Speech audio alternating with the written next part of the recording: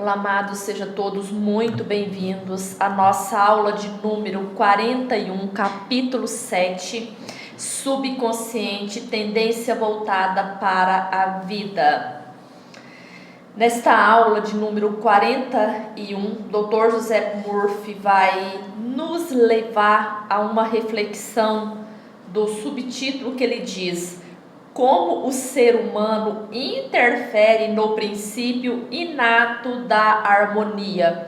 Então ele está nos afirmando, já que nesse capítulo 7, nós já entramos no capítulo 7, que nós temos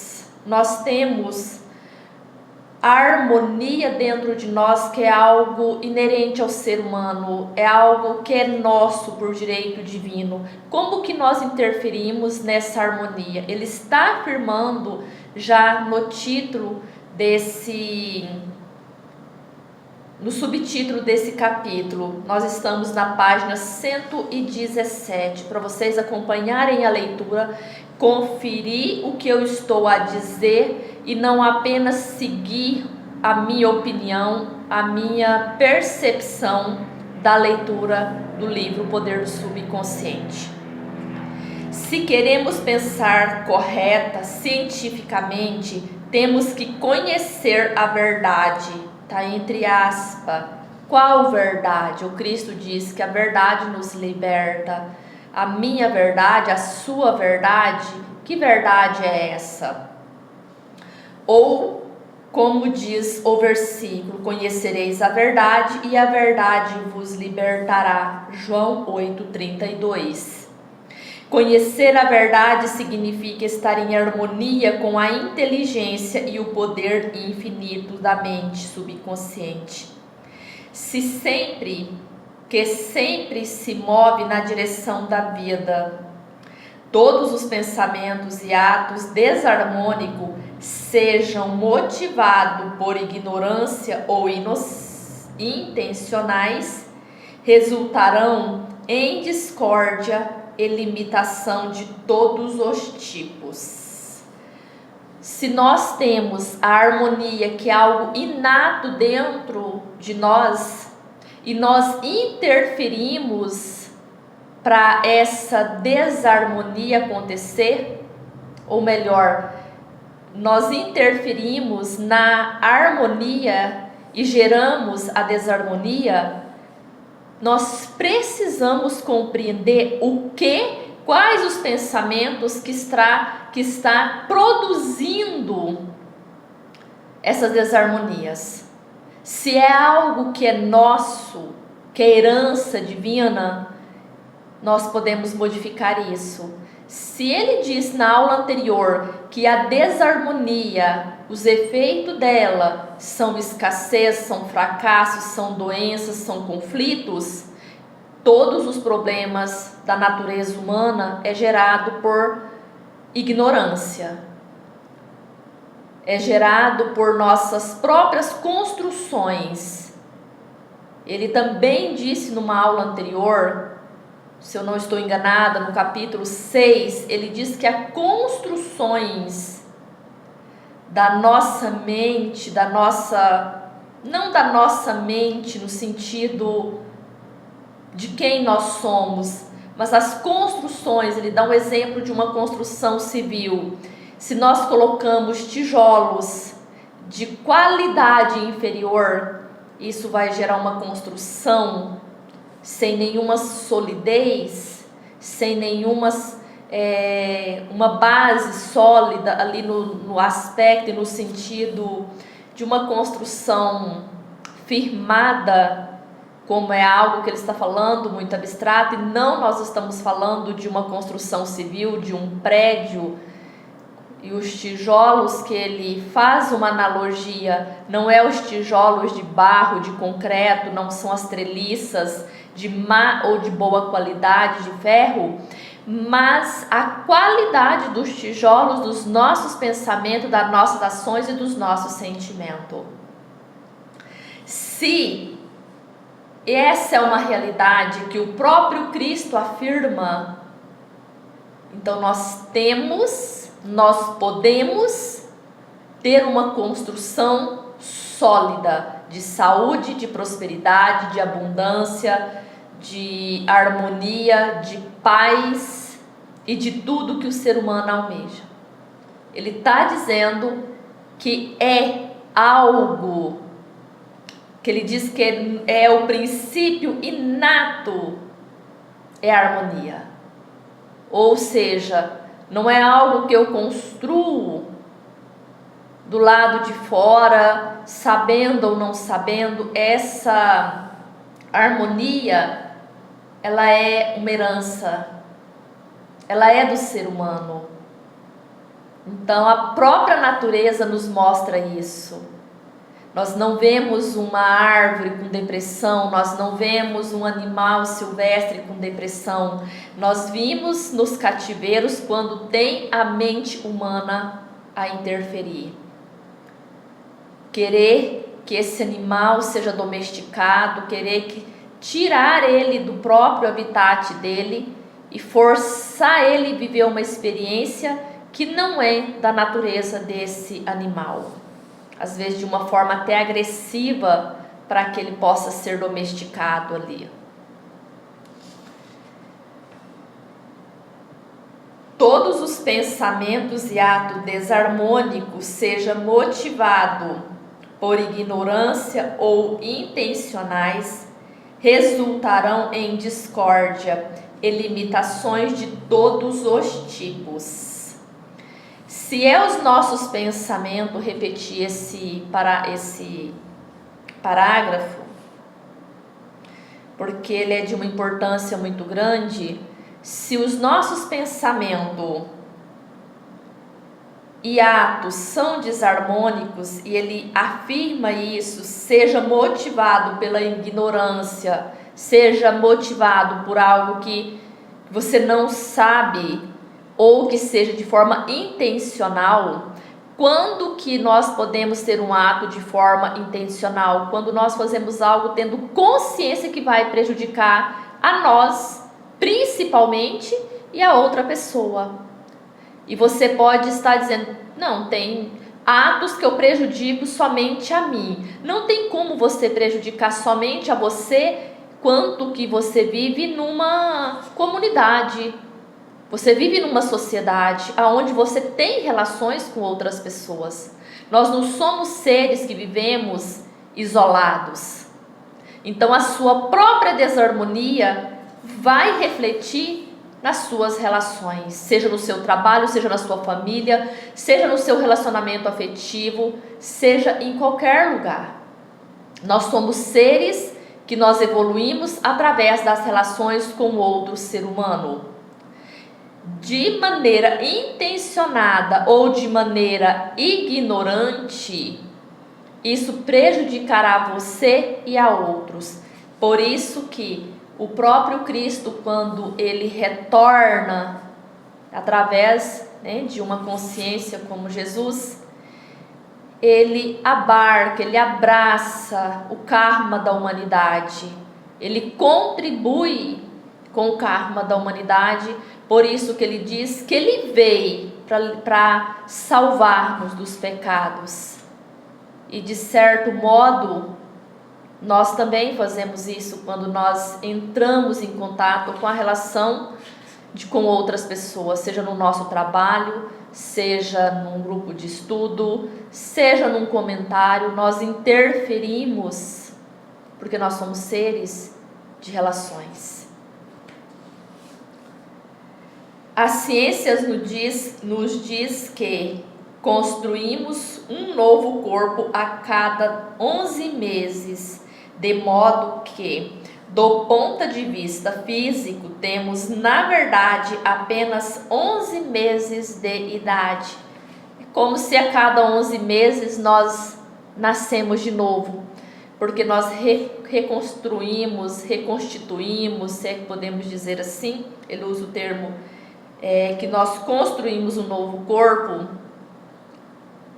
Então nós deveríamos a cada 11 meses ser rejuvenescido, seja a mente, seja o corpo, seja os nossos cabelos, seja a nossa pele, Por que então nós envelhecemos, nós adoecemos? Por que o nosso corpo vai enfraquecendo com a idade? Se reintroduzirmos defeito no corpo através do medo, raiva, ciúme e má vontade, só temos que culpar a nós mesmos. Aí nós transferimos alimento, nós transferimos a convivência, nós transferimos que é a tecnologia, nós transferimos a responsabilidade, como o Dr. José Murphy está dizendo, a fatores que não é como se nós tirássemos a nossa responsabilidade, ele diga que é a nossa culpa, né? Porque são através do medo, da culpa, da ignorância que nós fazemos isso. E ele diz que nós somos responsáveis por isso, se nós até mesmo continuamos na ignorância, nós estamos prejudicando a nós mesmos e as pessoas, porque nós vamos ter filhos, nós vamos educar um filho, nós temos sobrinhos, nós temos netos, de alguma maneira nós vamos entrar em contato com esses seres, com essas crianças, que nós dizemos que é o futuro do nosso país, da nossa comunidade, das nossas gerações. Então nós somos responsáveis pela ignorância das gerações futuras, porque se você não é uma pessoa que está construindo um novo ser a cada dia, você é responsável pelos danos que acontecerão no futuro. Quem está dizendo é o próprio Dr. José Murphy. Estou apenas colocando um pouco mais de luz nas palavras dele. Somos a soma total de nossos pensamentos. Então vamos observar os nossos resultados. Não adianta falar que nós pensamos positivos, que nós temos atos positivos, que nós estamos fazendo, que a coisa não está dando certo. Isso nós repetimos e repetimos nas nossas aulas, mas somos a soma total dos nossos pensamentos. Espera aí, se eu sou a soma total do meu pensamento, eu sou o resultado daquilo que eu estou pensando. Pelos vossos frutos vos conhecereis. Acredito que aonde nós estamos, em termos não geograficamente, mas em termos de consciência de estudo, aqui tem um peso. Se eu sou a soma total do meu pensamento, os atos são consequências disso. Os resultados das minhas ações os meus pensamentos. Um pensamento, já no 7º capítulo do livro Poder do Subconsciente, nós já andamos uma boa estrada, nós já caminhamos e nós já sabemos como modificar um pensamento. Um mês é muito tempo e dá para mudar muita coisa nas nossas vidas. 7 dias é muito tempo e dá para fazer grandes construções nas nossas vidas. Aqui nós já temos 7 capítulos. Aqui nós temos meses de caminhadas. Aqui já teremos frutos das nossas ações. Aqui tem um peso até onde chegamos. Podemos recusar-nos a abrigar pensamentos e imagens negativas. Se queremos afastar a escuridão, acendemos uma luz. Para combater o frio, usamos aquecimentos. A maneira de eliminar o pensamento negativo consiste em substituí-los por bons pensamentos. Afirme o bom e o mal desaparecerá. Lembra que eu sempre falo que se você quer mudar uma conduta, medita no polo oposto. Se você começar a meditar no polo oposto, você vai começar a caminhar naquela direção. Se você está dizendo que você está pensando e as suas ações não é coerente, você precisa fazer uma reflexão e uma análise profunda, honesta nos seus pensamentos e nas suas ações, nos seus sentimentos, nos seus ambientes onde você está frequentando, pessoas dos seus convívios e outras coisas que te levarão a observação do seu sucesso ou do seu fracasso, seja ele em qualquer área da sua vida, seja na saúde, seja no seu relacionamento, seja no seu profissional, seja na sua desarmonia interior, seja nas suas frustrações. Talvez você esteja frustrado, se perguntando por que você não está tendo o resultado que você tanto almeja. Aqui está um bom exercício para você começar a colocar na prática. Aqui você conseguirá observar o que está, vamos colocar entre aspas, o que há de errado nos seus movimentos. Ele diz que se nós queremos aquecer num dia de frio, você precisa usar cobertor, casacos. Se está muito calor, a gente liga o ar-condicionado, um ventilador e outros meios para equilibrar essa temperatura. Da mesma maneira é o seu pensamento, da mesma maneira são suas ações. Se aquelas pessoas, se aquele ambiente não está te levando para o teu objetivo, qual é a lógica de você não meditar no polo oposto? Qual é a lógica de você não ter uma ação rápida ali quando você perceber? Talvez você diga, mas eu não percebo. Quem está aqui, já nesta aula, acompanhando, eu me recuso a ouvir ou você me dizer que você não sabe.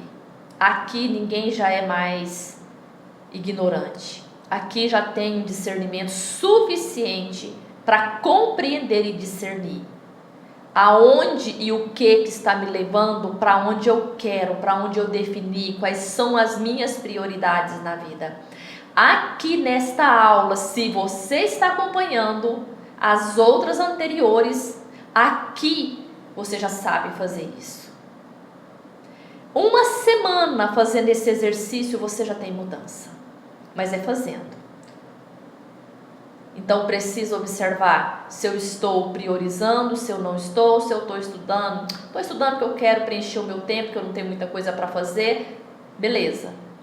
Mas se você tem uma prioridade, aqui já há mudanças. Segundo subtítulo: por que é normal ser sadio, cheio de vida, forte, e anormal ser doente? É normal ter sucesso? É anormal ter fracasso? É normal você ter saúde? É anormal você estar enfermo ou doente? É normal você ter paz, equilíbrio, e é anormal você estar em desequilíbrio, em atrito, em conflito. É necessário muitas vezes essas desarmonias para mostrar para nós a estrada que nós estamos caminhando. Se você está numa rodovia, tem as placas de sinalização. Testa os freios, descida perigosa, curva perigosa, velocidade máxima, X. São alertas para que nós possamos caminhar com cautela, para que nós possamos dirigir com cautela. As enfermidades, elas são também essas sinalizações que está dizendo há uma desarmonia, há um desequilíbrio, há um conflito que precisa ser dado atenção. Se não tivermos essas sinalizações, essas alertas, essa luz vermelha, quando já está enfermo, a gente pode dizer que o sinal já está vermelho. O amarelo é quando a gente começa a sentir aquele desconforto para a gente voltar e meditar no polo oposto. Se ele está dizendo que é normal, se nós não estamos tendo aquilo, tem alguma coisa que precisa ser dado atenção. O recém-nascido típico é inteiramente sadio. Todos os órgãos funcionam perfeitamente. Este é o estado normal e temos o dever de nos manter sadio, cheio de energia e forte. Ele diz que é dever nosso. Porque para nós evoluirmos, nós precisamos ser saudável.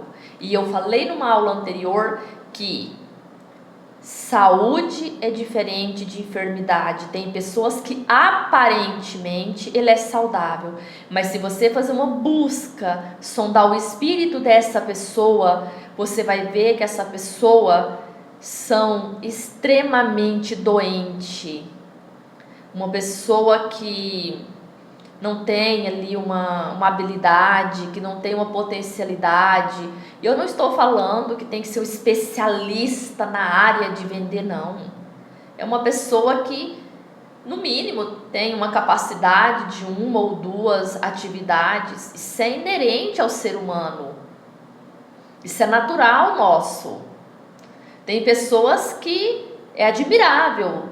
Ele tem 4, 5, 10 profissões, habilidade extraordinariamente desenvolvida, que a gente olha e admira realmente. E a gente vê que nós também temos essa capacidade, porém, nós não decidimos desenvolver.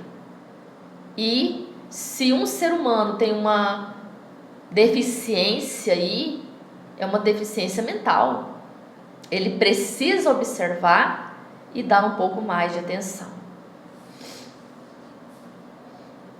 Os instintos de autoconservação é o mais forte da natureza humana e constitui a verdade inerente, mais poderosa, sempre presente, sempre em ação. Todos os pensamentos, ideias e crenças terão que funcionar necessariamente com potência máxima quando estiverem em harmonia.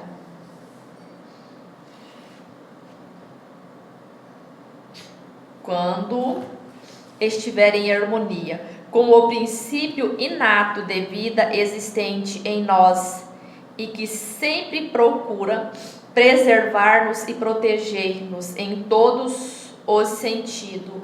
Ele diz que é um instinto que está sempre presente, que é uma potência máxima em nós, que é nosso por direito de consciência. Gosto muito dessa fala quando Joe Goldsmith fala. E o Dr. Zé Murphy está dizendo que é um princípio inato, que nós já nascemos com ele. É uma herança divina que nos foi dado. Creio que é isso que o próprio Cristo quis e disse, que ele diz que nós temos o poder sobre o céu e sobre a terra. Mas a questão é, nós queremos esse poder? Nós decidimos utilizar esse poder? Que é dever meu evoluir, me educar, me auto-observar, ter essa autoconscientização para que em torno de mim as pessoas vivam melhor, para que eu não seja um peso na vida dessas pessoas, seja um peso em termo financeiro, seja um peso em termo emocional, seja um peso em termos psíquicos. E você pode estar dizendo, como que eu posso ser um peso emocional na vida de uma pessoa? Claro que você pode ser uma pessoa que é extremamente carente, que tudo depende da opinião da outra pessoa. Isso não é um peso? É como se o outro tivesse o dever de estar sempre aprovando ou desaprovando para que você caminhasse na vida? Uma pessoa que está sempre levando preocupação para o outro, um filho que dá sempre essa preocupação para a mãe, mesmo depois de adulto, tem ali sua maioridade, e os pais têm que estar sempre preocupados com essa criatura, ou o outro, porque às vezes não é o pai, às vezes é a tia, às vezes é o irmão, às vezes é um fardo que nem é dele, e você pode estar se perguntando, e por que que o outro pegou esse fardo? Não, a questão aqui é, por que que eu não estou colaborando com o bem maior da humanidade? Não é o outro, mas é eu me conscientizar de tudo isso. É eu ter o dever de estar cada vez mais consciente desse poder que eu tenho dentro de mim e utilizar a bem de todos, de forma altruísta, de forma construtiva, de forma que podemos deixar um legado para aqueles que vêm depois de nós. Segue-se dessas palavras que a condição normal pode ser restabelecida com maior facilidade e certeza do que condições anormais podem ser induzidas. Se já é algo que é nosso, é muito mais fácil nós voltar às condições normais do que manter uma condição que não é normal. Se é algo que é da nossa natureza, se é inato em nós, é isso que ele está a reforçar. É anormal adoecer. O estado de doença simplesmente significa que você está combatendo a vida e abrigando pensamentos negativos. A lei da vida é a lei do crescimento de toda a natureza.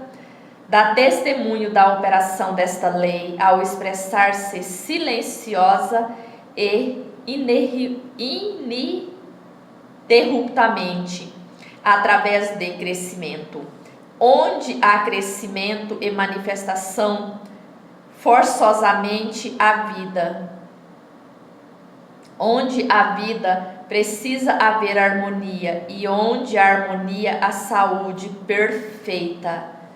Ele está dizendo que a lei do crescimento, a própria natureza nos mostra isso. É aquilo que eu disse, quando nós forçamos algo, porque nós forçamos um pensamento negativo que não é natural nosso, então nós estamos forçando esse pensamento e nós estamos forçando o nosso corpo, a nossa mente, a nossa alma não ser aquilo que ela é. Nós estamos interferindo nessa natureza natural que é o que nós somos. Ele diz, vou repetir que eu achei isso de uma beleza: a lei da vida é a do crescimento, toda a natureza dá testemunho dessa operação. Uma árvore, ela é uma árvore, ela não quer ser um cachorro, mas o ser humano tem essa habilidade de se identificar com aquilo que ele não é, e nós queremos forçar a natureza a aceitar, e é por isso que tem os conflitos, é por isso que tem as enfermidades. Se seus pensamentos estão em harmonia com o princípio do princípio criador da mente subconsciente, você sintoniza simultaneamente o princípio inato da harmonia. Se remói pensamentos que se chocam com o princípio da harmonia, eles se agarram a você, fustigam-no, enchem-no de preocupações e finalmente geram doenças. Se insistir neles, possivelmente provocarão a morte. Na cura da doença, temos que aumentar a entrada e desobstrução das forças vitais do subconsciente através de todos os nossos sistemas. Isto pode ser feito eliminando o medo, a preocupação, o ciúme, o ódio e todos os demais pensamentos destrutivos. Esses pensamentos tendem a danificar e destruir nervos, glândulas, tecido corporal que controlam a eliminação de todos os materiais de refúgio e mantém o organismo em estado de pureza. Se os nossos pensamentos é exatamente, vamos dizer que o combustível para uma vida plena, e se ele, Dr. Joseph Murphy, já ensinou como a mente funciona, quais que são as técnicas utilizadas para modificar um pensamento, se nós já sabemos que a oração é algo poderoso na mudança de uma vibração, nós já temos todo o contexto para mudar as nossas experiências. Se nós não estamos praticando as técnicas que o Dr. Joseph Murphy nos trouxe até aqui, nós precisamos fazer uma reflexão profunda se realmente nós acreditamos no que nós estamos estudando. É normal, mas não é natural. Ele acaba de dizer isso. É normal que nós temos dúvidas por causa dos nossos condicionamentos. É normal. Mas não é natural do ser humano ter esses medos, ter essas crenças, porque nós temos o poder latente dentro de nós. Se nós já estamos aqui e uma pessoa teve uma mudança extraordinária na vida, nós precisamos observar em que nós acreditamos. Eu realmente acredito no que eu estou falando? Se eu acredito, eu vou me mover em direção àquilo que eu estou pregando. Se eu não acredito, eu preciso observar em que eu acredito. Outra coisa que nós precisamos analisar é se não é uma questão de acreditar, é uma questão que isso vai me trazer trabalho. E eu não quero ter trabalho, eu não quero me mover, eu não quero ter que ter esse tipo de trabalho, amados, porque ter uma vida espiritual, que eu reafirmo isso em quase todas as aulas, que é normas de conduta, é valores, é princípios éticos, isso dá trabalho. A gente manter uma retidão é trabalhoso. Nós estamos convivendo numa sociedade onde o certo, o correto é preconceito, é erro. E para a gente não se sair frustrado, desaprovado de um grupo, da família ou em qualquer lugar, a gente prefere não viver aquelas condutas. A pergunta que talvez seja até mais eficaz não é se eu acredito, é que se eu quero ter esse trabalho. Faça essa reflexão antes de você dar sequência às próximas aulas. Faça essa pergunta a você e observa se as técnicas que você tem colocado em prática, se tem esses fundamentos dentro da teoria da ciência mental, se tem essa solidificação na sua vida. eu realmente acredito, eu realmente quero ter esse trabalho, aonde eu estou nesse momento na minha consciência. Isso vai fazer mais sentido se você não está tendo o resultado que você almeja, que você espera, ou que talvez você nem espera, não sei. Ler um livro e não assimilar e colocar o que está ali numa prática, acho que é um desperdício de tempo muito grande. Passar o tempo você poderia passar fazendo qualquer outra coisa que daria um prazer mais momentâneo, já que dentro do que nós estamos falando aqui, seria um trabalho feito a uma construção a longo tempo. E se não é o que você quer, os prazeres a curto prazo será de outras natureza. Eu deixo essa reflexão contigo e nós encontraremos na próxima aula. Um beijo de luz e até o nosso próximo encontro.